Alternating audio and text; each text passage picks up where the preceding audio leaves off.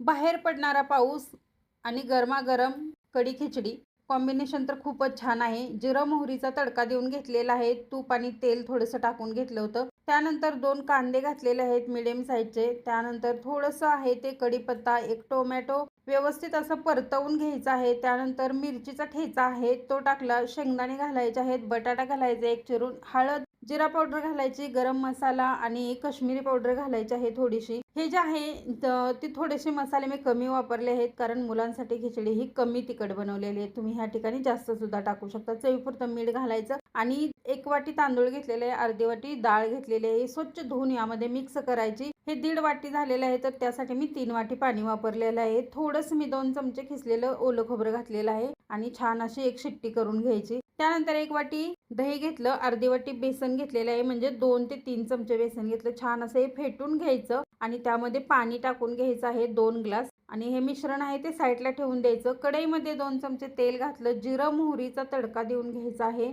आणि त्यानंतर जे मिरचीचा ठेचा आहे तो यामध्ये टाका आणि हळद घालायची. थोडंसं हे मिश्रण आहे ते व्यवस्थित असं परतवून घ्यायचं आणि जे मिश्रण आहे दह्याचं म्हणजे कढीचं ते यामध्ये ओतून घ्यायचं आहे आणि चवीपुरतं मीठ घालायचं आहे. कढीपत्त्याची पानं सुद्धा घातलेली आहेत आणि छान मिक्स करायचं. उकळी मात्र काढायची नाही, नाही कढी फुटली जाईल.